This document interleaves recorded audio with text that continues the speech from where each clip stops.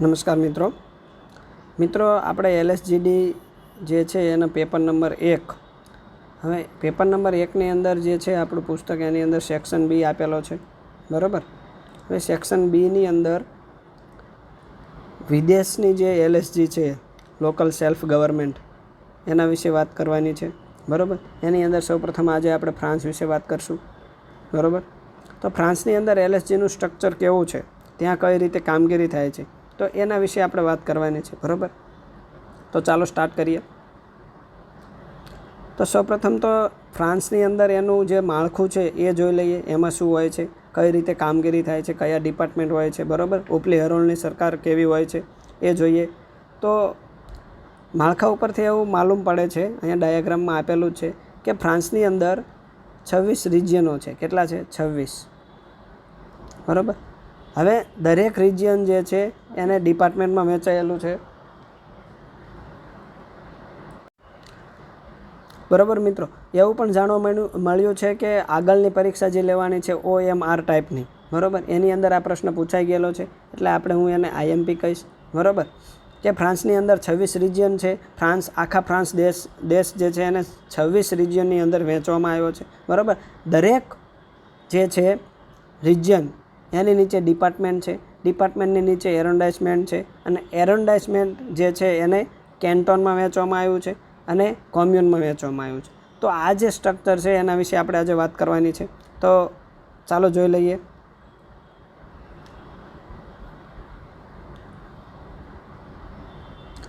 મિત્રો ફ્રાન્સનું જે આખું જે તંત્ર છે હિરાર્ચિકલ સબઓર્ડિનેટ સિદ્ધાંત ઉપર કામ કરે છે બરાબર। એટલે કે સૌથી ઉપલી હરોળની જે કેન્દ્રીય સત્તા જે છે એની હેઠળ રહીને નાના મોટા એકમો પોતાનું સ્થાનિક તંત્ર ચલાવે છે, જેના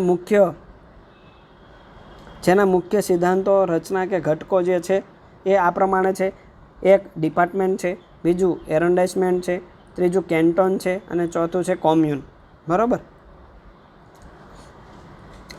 હવે ફ્રાન્સની અંદર આખું જે તંત્ર છે એ 1800ની સાલમાં ફેબ્રુઆરી-માર્ચમાં એક અધિનિયમ પસાર કરવામાં આવ્યો, સ્થાનિક બંધારણના અધિનિયમ, એ મુજબ એ અસ્તિત્વમાં આવેલું છે બરાબર। સૌથી ઉપલી હરોળની જે સરકાર જે છે બરાબર, એની તાબેદારી નીચેના જે ડિપાર્ટમેન્ટ જે છે એને ડિપાર્ટમેન્ટની નીચે એરોન્ડાઇસમેન્ટ છે, એરોન્ડાઇસમેન્ટની નીચે કેન્ટોન છે, કેન્ટોન જે છે એની નીચે કોમ્યુન છે, એ રીતે આખું સ્ટ્રક્ચર તૈયાર કરેલું છે।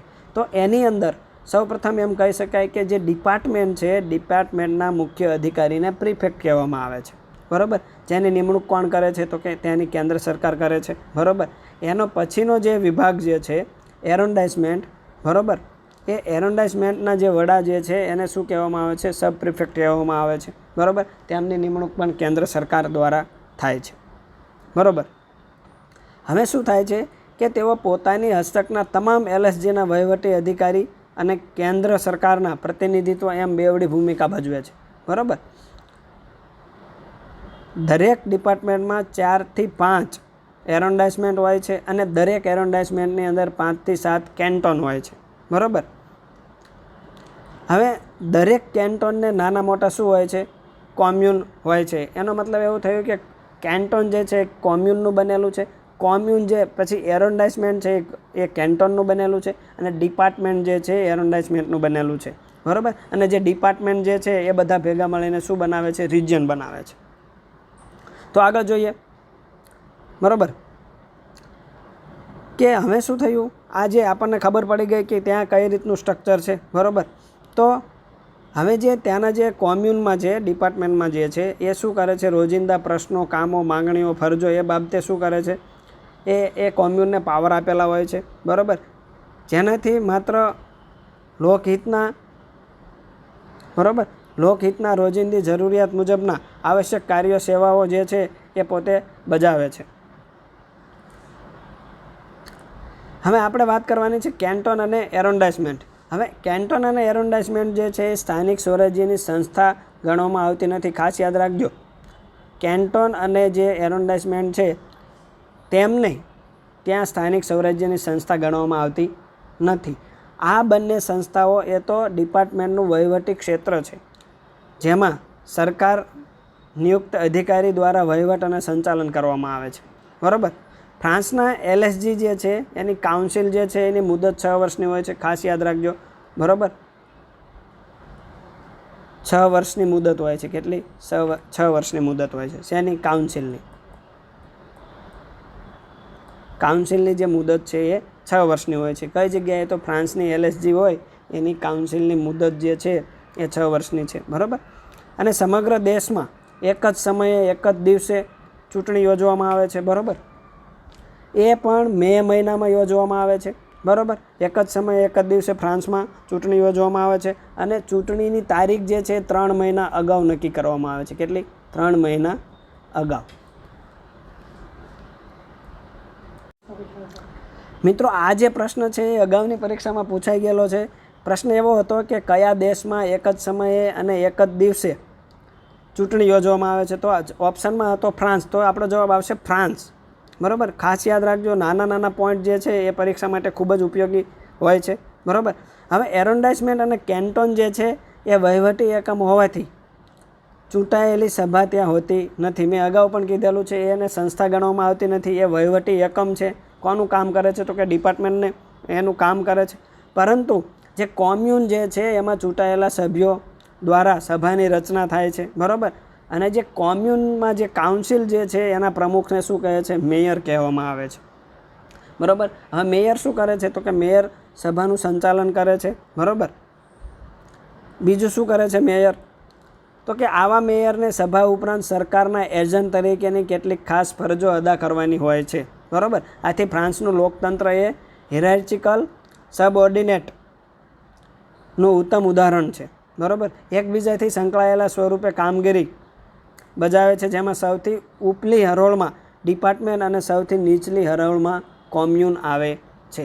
ખાસ યાદ રાખજો મિત્રો, ઉપલી હરોળમાં ડિપાર્ટમેન્ટ છે, ડિપાર્ટમેન્ટ, અને સૌથી નીચે છે કોમ્યુન છે. બરાબર. આગળ જોઈ લઈએ.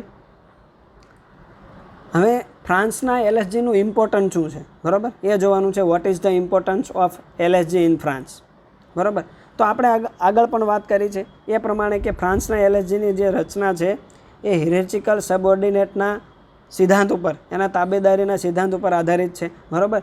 સંપૂર્ણ ફ્રાન્સ દેશ 9 ડિપાર્ટમેન્ટમાં વહેંચાયેલો છે. બરાબર. જ્યારે એરોન્ડાઇઝમેન્ટ જે અંદાજિત 450 જેટલા છે, કેન્ટોન 3000થી પણ વધારે છે. બરાબર. અને કોમ્યુન 4000થી પણ વધારે છે.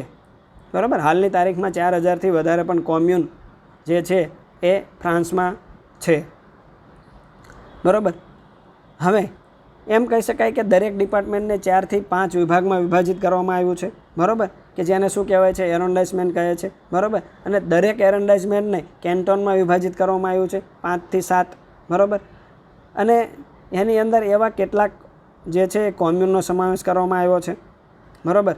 આમ સંપૂર્ણ ફ્રાન્સનું જે સ્થાનિક વહીવટી તંત્ર જે છે 4 સ્તરીય વહીવટી રચના ધરાવે છે. પરંતુ તેમાં એરોન્ડાઇઝમેન્ટ અને કેન્ટોનનું મહત્ત્વ ખૂબ જ ઓછું હોય છે. ફ્રાન્સની LSGની વ્યવસ્થાનું સૌથી નીચલું કક્ષાનું જે છે એક શું છે? કોમ્યુન છે.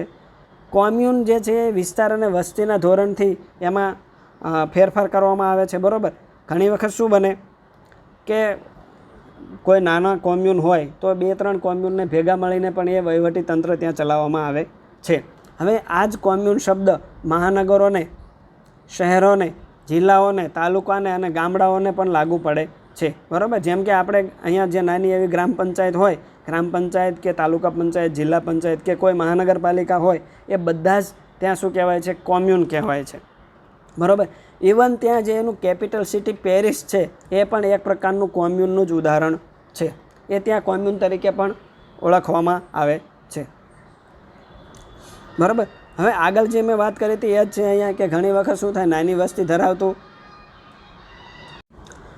બરાબર. મિત્રો, એવું જાણવા મળ્યું છે કે અગાઉની પરીક્ષામાં એક પ્રશ્ન પૂછાણેલો હતો કે પેરિસ શું છે? બરાબર. ઓપ્શનમાં હતું ગામડું, તાલુકો કે કોમ્યુન. બરાબર. તો આપણો જવાબ છે એ કોમ્યુન આવશે. બરાબર. તો હું વાત કરતો હતો કે ઘણી વખત જે છે નાની વસ્તી ધરાવતું ગામ અથવા તો છૂટાછવાયા વસ્તીના પ્રદેશોનો વહીવટ મુશ્કેલ અને ખર્ચાળ બનતો હોય તો શું કરે છે કે એકબીજા પાસેના એકમોને શું જૂથ બનાવી દે અને બીજા કોમ્યુનમાં ભેળવી દેવામાં આવે છે. બરાબર. તો આનાથી શું થશે, જેના માટે કોમ્યુનનો વિસ્તારના જે લોકમતમાં લોકોની રહેણી કહેણી, ખાનપાન, જીવનસ્તર વગેરે ધ્યાનમાં લઈ નાણાકીય અવરોધો દૂર કરાવી અને પ્રોત્સાહન રૂપે સબસિડી અથવા તો ગ્રાન્ટ અથવા તો લોન આપી અને કોમ્યુનને ભેળવી એક મોટું કોમ્યુન બનાવવામાં આવે છે. એ આધુનિક ફ્રાન્સ જે છે એ આધુનિક ફ્રાન્સનું આ અસ્તિત્વમાં છે. આ બરાબર, આવી પ્રણાલી આધુનિક ફ્રાન્સમાં અસ્તિત્વમાં છે. બરાબર, હવે આપણે જોઈ લઈએ કે ડિપાર્ટમેન્ટની વ્યાખ્યા શું છે. બરાબર, પરીક્ષામાં પૂછે ડિપાર્ટમેન્ટની વ્યાખ્યા આપી સમજાવો એવો પ્રશ્ન પૂછાય તો શું લખવાનું છે. બરાબર, હું તમને પરીક્ષા ઓરિએન્ટેડ જ વાત કરવાનો છું. બરાબર, પરીક્ષા ઓરિએન્ટ આપણે જોઈ લેવાનું છે અને રિવિઝન કરતા રહેજો તો વધારે ખ્યાલ આવશે. તો અહીંયા લખેલું છે કે ડિપાર્ટમેન્ટ એ ફ્રાન્સની સ્થાનિક સરકારનું સર્વોચ્ચતમ અગત્યનું અને ઉચ્ચ કક્ષાનું એકમ છે. બરાબર, અગાઉ પણ મેં તમને કીધું કે જે ફ્રાન્સમાં છે ડિપાર્ટમેન્ટ જ ખૂબ જ મહત્ત્વનું છે. આપણે એમ કહી શકાય કે જે કેન્દ્ર સરકાર જે છે એ ડિપાર્ટમેન્ટના હેડની નિમણૂક કરે છે અહીંયા. બરાબર, હવે જેના વડાને પ્રિફેક્ટ કહેવામાં આવે છે, ખાસ ખૂબ જ મહત્ત્વનું આઈએમપી. બરાબર, પ્રિફેક્ટ કોને કહે છે, તો ડિપાર્ટમેન્ટનો જે વડો હોય એને પ્રિફેક્ટ કહેવામાં આવે છે. બરાબર, જેમાં ચૂંટાયેલી પાંખ પણ હોય છે. બરાબર, અને જેને કાઉન્સિલ જનરલ કહેવામાં આવે છે. ખાસ યાદ રાખજો, ડિપાર્ટમેન્ટની જે કાઉન્સિલ હોય, ચૂંટાયેલી પાંખ હોય, એને શું કહેવામાં આવે છે, કાઉન્સિલ જનરલ કહેવામાં આવે છે. બરાબર, અને તેના કદનો આધાર જે છે એ ડિપાર્ટમેન્ટમાં કેટલા કેન્ટોન છે તેની સંખ્યાને આધારે થાય છે. બરાબર, કારણ કે કેન્ટોનના પાયા ઉપર જ જે છે એ મતદાન વિભાગની રચના થયેલી હોય છે. ડિપાર્ટમેન્ટના દરેક કેન્ટોનમાંથી, ખાસ યાદ રાખજો, ડિપાર્ટમેન્ટના દરેક કેન્ટોનમાંથી એક સભ્યને ડિપાર્ટમેન્ટના વહીવટ માટે ચૂંટવામાં આવે છે. આવા કેન્ટોનની સંખ્યા વસ્તીને આધારે નક્કી થાય છે, એટલે કે ગ્રામીણ કેન્ટોનની સંખ્યા શહેરી કેન્ટોનની સંખ્યા કરતાં ઓછી હોય. બરાબર, જેથી ડિપાર્ટમેન્ટમાં શહેરી કેન્ટોનનું ક્ષેત્ર, મહત્ત્વ, મોભો અને યોગદાન વધારે છે. બરાબર, હવે આપણને ખબર પડી ગઈ કે ડિપાર્ટમેન્ટમાં શું હોય છે. બરાબર, ચૂંટાયેલી પાંખ હોય છે જેને કાઉન્સિલ જનરલ કહેવામાં આવે છે. બરાબર, એ ચૂંટાયેલી પાંખના જે સભ્ય છે એ ક્યાંથી આવે છે, તો કે દરેક ડિપાર્ટમેન્ટમાંથી એક વ્યક્તિને ચૂંટી અને ત્યાં મોકલવામાં આવે છે.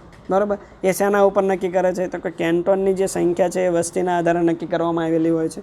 બરાબર, આગળ જોઈએ તો પછી કાઉન્સિલ જનરલ કોને કહેવાય, તો કાઉન્સિલ જનરલ જે છે એ કોને કહેવાય, તો કે કાઉન્સિલ જનરલની ચૂંટણી દર 6 વર્ષે થાય છે. બરાબર, આપણે અગાઉ પણ કીધેલું છે કે ત્યાં 6 વર્ષે ચૂંટણી થાય છે. તેમાંથી દર 3 વર્ષે અડધા સભ્યોને નિવૃત્ત કરવામાં આવે છે, એટલે કે 3 વર્ષે 50% સભ્યો નિવૃત્ત થઈ જશે.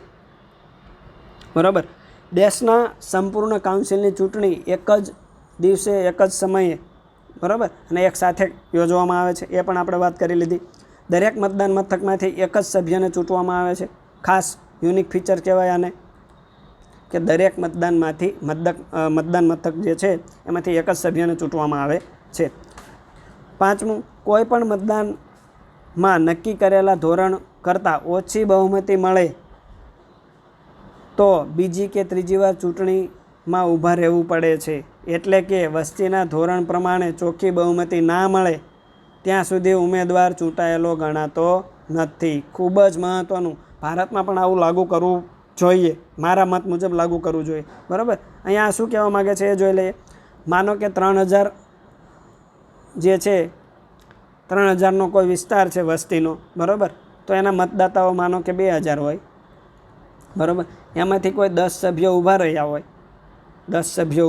હોય તો જે જીતનાર, આપણે અહીંયા ભારતમાં કેવું હોય છે, 10 સભ્યો ઊભા રહે એમાંથી જેને વધારે બહુમતી મળી હોય એને એનો જે છે એ વિજેતા જાહેર કરવામાં આવે છે. જ્યારે ફ્રાન્સમાં એવું છે નહીં, કારણ કે ફ્રાન્સમાં એક વિજેતા જાહેર કરવા માટે એક ચોક્કસ પ્રકારના ધારાધોરણ નક્કી કરવામાં આવ્યા છે. બરાબર, માનો કે અહીંયા કોઈ ઉમેદવાર 2000માંથી માનો કે 500 મત મેળવે છે, બીજો કોઈ ઉમેદવાર 400 મેળવે છે. બરાબર, ત્રીજો કોઈ ઉમેદવાર 300 મેળવે છે. તો આપણે અહીંયા કેવું હોય કે સૌથી વધુ XY પાર્ટીનો ઉમેદવાર જે 500 મત મેળવે તો એને વિજેતા જાહેર કરવામાં આવે છે. જ્યારે ફ્રાન્સમાં એવું નથી. અહીંયા 500 મત મેળવનાર વ્યક્તિને પણ વિજેતા જાહેર કરવામાં આવતો નથી, કારણ કે 3000ની સરખામણીમાં અથવા તો 2000 મતની સરખામણીમાં 500એ મત મેળવેલા એ બહુમત નથી. ત્યાં ચોક્કસ પ્રકારની એક પ્રણાલી છે કે જેટલા મતદારો હોય, બરાબર, જેટલી મતદારની સંખ્યા હોય, મતદાનની સંખ્યા હોય, એ અમુક ટકા કરતાં ઓછા મત મેળવે તો એને વિજેતા જાહેર કરી શકાય નહીં. તો ફરીવારમાં ચૂંટણીમાં ઊભું રહેવું પડે, બીજી કે ત્રીજી વખત ઊભું રહેવું પડે. જ્યાં સુધી સ્પષ્ટ બહુમત ના મળે ત્યાં સુધી તે ઉમેદવારને વિજેતા જાહેર કરવામાં આવતો નથી. બરાબર. આગળ વાત કરીએ, કાઉન્સિલ જનરલની જે સભા જે છે વર્ષમાં એક વખત અને સળંગ કુલ હાજરીના દિવસોમાં 6 અઠવાડિયા સુધી હોય છે. બરાબર. આપણે તો અહીંયા સભા એક દિવસે કે 2 દિવસે પૂરી થઈ રહેતી હોય છે, જ્યારે ત્યાં આગળ એવું નથી. સભા વર્ષમાં એક વખત મળે છે, બરાબર, અને હાજરીના દિવસોમાં 6 અઠવાડિયા સુધી. 6 અઠવાડિયા એટલે કેટલા થશે? 1.5 મહિનો મિત્રો, 1.5 મહિનો, બરાબર, ચાલે છે. બરાબર. તો ઘણીવાર વધારાની સભાની જરૂર પડે તો પણ એ બોલાવવામાં આવે છે. આવી તમામ સભામાં પ્રિફેક્ટને હાજર રહેવાનો અધિકાર છે. બરાબર. અથવા તો પ્રિફેક્ટ હાજર પણ રહે અથવા ના પણ રહે, એ એમનો સ્પેશિયલ એમને અધિકાર આપેલો છે. બરાબર.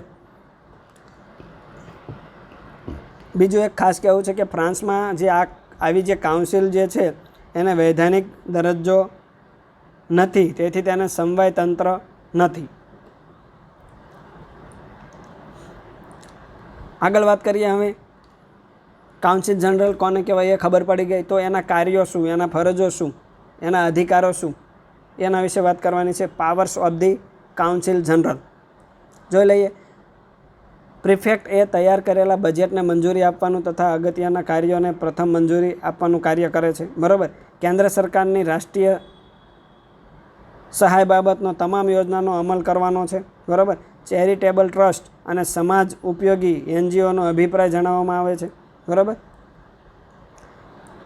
કોમ્યુન એવા બાબતે તેને વિશેષ સત્તાઓ આપવામાં આવેલી હોય છે. જુદા જુદા કોમ્યુન વચ્ચે સંબંધ ધરાવતા તમામ કોમ્યુન પર દેખરેખ રાખવાનું પણ કોનું કામ છે? કાઉન્સિલ જનરલનું કામ છે. બરાબર. આગળ જોઈ લઈએ હવે, કોમ્યુન કાઉન્સિલની બરતરફી દૂર કરવાની સત્તા. તો જોઈએ કે કોમ્યુન કાઉન્સિલની બરતરફી માટે દેશના ઉચ્ચ કક્ષાએ પ્રધાનમંડળ સત્તા ધરાવે છે. બરાબર. પરંતુ કટોકટીની પરિસ્થિતિમાં પ્રિફેક્ટ હંગામી ધોરણે ગૃહપ્રધાનને રિપોર્ટ કરી 1 મહિનાનું અલ્ટિમેટમ આપી 1 મહિનાની મુદત માટે કાઉન્સિલને બરતરફ કરી શકે છે. ખાસ યાદ રાખજો, જ્યારે કટોકટીનો સમય હોય ત્યારે પ્રિફેક્ટ જે છે એ ગૃહપ્રધાનને, બરાબર, હોમ મિનિસ્ટરને રિપોર્ટ કરી અને 1 મહિનાનું અલ્ટિમેટમ આપી અને એ કોમ્યુન જે કાઉન્સિલ જે છે એને બરતરફ કરી શકે છે. હવે વાત કરીએ ડિપાર્ટમેન્ટલ કમિશન જે છે એ ડિપાર્ટમેન્ટલ પંચ જે છે, ખાતાકીય પંચ, એની વાત કરવાની છે કે કાઉન્સિલ જનરલના ચૂંટાયેલા સભ્યોમાંથી દર વર્ષે 7 સભ્યોનું એક પંચ બનાવવામાં આવે છે. ખાસ યાદ રાખજો મિત્રો, 7 સભ્યો એનું એક પંચ બનાવવામાં આવે છે, જેને ડિપાર્ટમેન્ટ કમિશન કહેવામાં આવે છે. પરીક્ષામાં પૂછાય કે ડિપાર્ટમેન્ટ કમિશનમાં કેટલા સભ્યો હોય છે, તો દર વર્ષે 7 સભ્યોનું બનાવવામાં આવે છે. બરાબર. કે જેઓ દ્વારા પ્રિફેક્ટ તૈયાર કરેલા બજેટમાં હિસાબો અને નાણાકીય જોગવાઈના સંચાલન તથા માર્ગદર્શન સૂચનો અને તમામ નાણાકીય વ્યવહારો, ઓડિટ તથા રિપોર્ટ્સ આ કમિશન દ્વારા કરવામાં આવે છે. બરાબર. આ કમિશન શું કરે છે, એનું કાર્ય શું છે કે નાણાકીય વ્યવહારો, ઓડિટ તથા રિપોર્ટ્સ જે છે એ કમિશન દ્વારા કરવામાં આવે છે. હવે આપણે અત્યાર સુધી ડિપાર્ટમેન્ટની વાત કરી લીધી. હવે આપણે વાત કરવાની છે એરોન્ડાઇસમેન્ટ. બરાબર. એરોન્ડાઇસમેન્ટ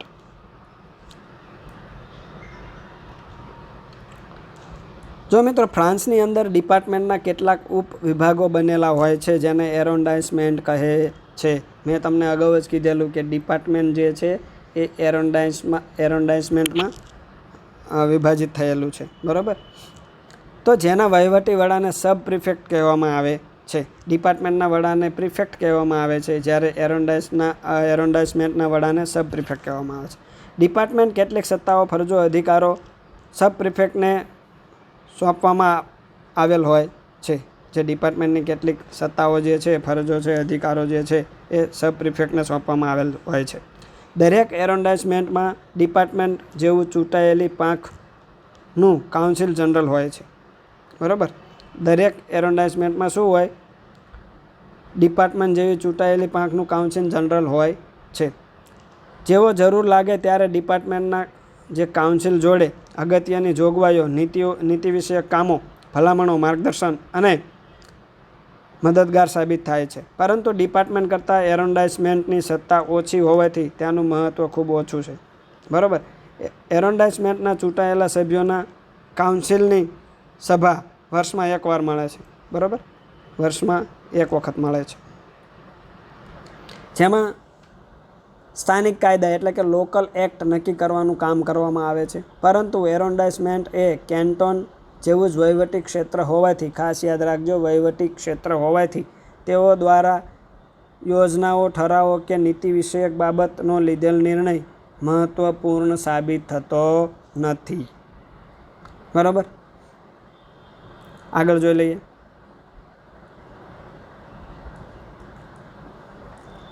હવે કેન્ટોન વિશે વાત કરીએ. બરાબર, કેન્ટોન તો એરોન્ડાઇઝમેન્ટનો પેટા ભાગ જે છે એને જ કેન્ટોન કહેવામાં આવે છે. કેન્ટોન એ સરકારનું વહીવટી તંત્ર હોય એ એરોન્ડાઇઝમેન્ટથી નીચલી કક્ષાએ 5 થી 7 વિભાગોમાં વહેંચાયેલું છે. બરાબર, વહીવટી એકમનો વહીવટ, વ્યવહાર, સંચાલન જો પ્રિફેક્ટ દ્વારા ચલાવવામાં આવે છે. આમાં ચૂંટાયેલા પ્રતિનિધિ અને જનરલ કાઉન્સિલ હોતી નથી. બરાબર, કેન્ટોનમાં ચૂંટાયેલી પાંખ પણ નથી હોતી અને કાઉન્સિલ જનરલ પણ હોતી નથી. તેમજ કોઈ પણ નીતિ વિષયક ઠરાવો, યોજનાઓ, કામો, દરખાસ્તો કરવામાં આવતી નથી અને એકમાત્ર વહીવટી ક્ષેત્ર તરીકે જ મહત્ત્વ ધરાવે છે. બરાબર, કેન્ટોન એ માત્ર વહીવટી એકમ છે. બરાબર, એ આમાં ખાસ જોવાનું છે. હવે આગળ વાત કરીએ કોમ્યુન. બરાબર, કોમ્યુન જે આપણે અહીંયા ભારતની અંદર સ્થાનિક કક્ષાએ ગામડું હોય તોય ભલે, બરાબર, તાલુકા પંચાયત હોય તોય ભલે, બરાબર, કે વડોદરા જેવું કોઈ મહાનગરપાલિકા હોય તોય ભલે, ફ્રાન્સમાં એ કોમ્યુન તરીકે ઓળખાય છે. ફ્રાન્સના સ્થાનિક સરકારનું સૌથી છેલ્લી હરોળનું અને અગત્યનું જે એકમ જો કોઈ હોય તો એ કોમ્યુન છે. બરાબર, કે જેમાં ગ્રામીણ કક્ષાએથી લઈને તમામ પ્રકારના શહેરી વિસ્તારોનો સમાવેશ થાય છે. ઉપલી હરોળના તમામ નિર્ણયો, યોજનાઓ, કામો અને ઠરાવો વગેરેનું જે અમલીકરણ જે છે એ માત્ર કોમ્યુનમાં થાય છે. બરાબર, હું તમને એક ઉદાહરણ આપું કે ભારત સરકાર દ્વારા જે આ પોલિયો અભિયાન જે છે એ ભલે કેન્દ્ર સરકારની યોજના હોય પણ તેનો અમલ પણ ગ્રામ્ય કક્ષાએ પણ થાય છે. બરાબર, તો એ જ રીતે ઉપલી હરોળની સરકાર જે યોજનાઓ કે નીતિઓ લાવે, કાયદા ઘડે, પણ એનું અમલીકરણ ક્યાં થાય છે? કોમ્યુનમાં થાય છે. હવે કોમ્યુનમાં ચૂંટાયેલી પાંખના સભ્યો દ્વારા વસ્તીના ધોરણે જનરલ કાઉન્સિલ જે છે અથવા એનું ક્ષેત્ર નક્કી કરી સંચાલન અને વહીવટ કરે છે. બરાબર, ડિપાર્ટમેન્ટ કરતાં કોમ્યુન એ લોકોની અંદર, વચ્ચે અને લોકોની નજીક હોય છે. બરાબર, ડિપાર્ટમેન્ટ કરતાં જે કોમ્યુન જે છે એ શું હોય છે? લોકોની અંદર, લોકો વચ્ચે અને લોકોની નજીક હોય છે. સ્થાનિક લોકોની તમામ રોજિંદી આવશ્યક સેવાઓ, કાર્યો, બરાબર, જીવન જરૂરી વિકાસના કામો એ કોના દ્વારા થાય છે? તો કે કોમ્યુન દ્વારા પૂરા પાડવામાં આવે છે. જેમાં કાયદાકીય રીતે જવાબદારી અને કર્તવ્યો નિભાવવામાં આવે છે. બરાબર, હંમેશા દરેક કાર્યો નક્કી કરેલા કાયદાની મર્યાદામાં જ રહીને બજાવવાના થાય છે. બરાબર, હવે એ આપણને ખ્યાલ છે કે વડોદરા મહાનગરપાલિકા હોય તો રાજ્ય સરકાર જે છે અમુક કાયદા ઘડે તો એ કાયદાની મર્યાદામાં જ કોને? મહાનગરપાલિકાને કાર્ય કરવાનું હોય છે. એ જ વસ્તુ અહીંયા લાગુ પડે છે.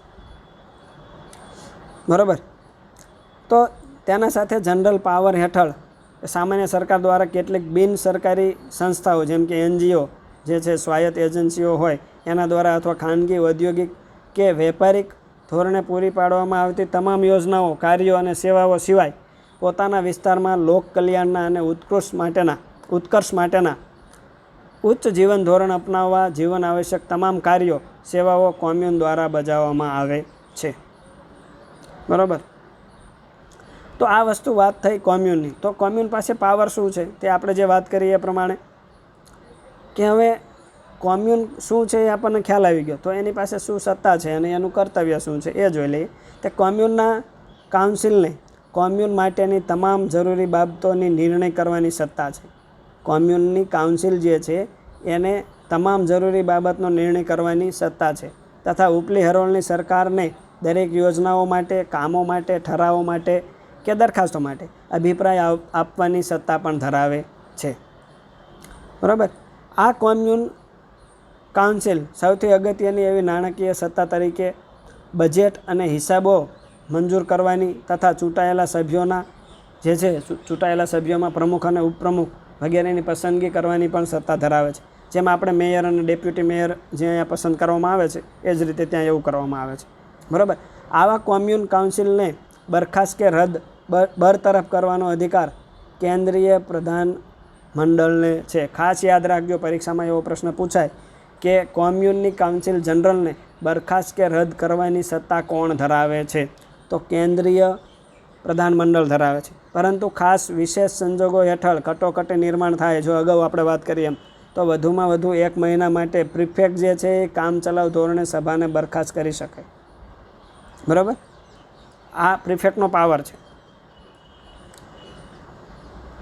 હવે કાઉન્સિલ જનરલની જે રચના છે એ કઈ રીતે થાય? મિત્રો, કાઉન્સિલ જનરલની જે રચના કઈ રીતે થાય છે એ હવે આપણે આવતા વિડીયોમાં જોઈશું. બરાબર. વિડીયો ગમે તો લાઈક કરજો. બરાબર. નવા મિત્રો આ ચેનલને સબસ્ક્રાઈબ કરજો જેથી કરીને આવનારા વિડીયોની અપડેટ તમને મળતી રહે. અને હા, ખાસ યાદ રાખજો કે જો તમને આમાં કોઈ સલાહ સૂચન કરવા યોગ્ય હોય તો મને સલાહ સૂચન કરજો. એનું જરૂરથી હું અમલ કરીશ. બરાબર. Thank you. જય હિન્દ, જય ભારત.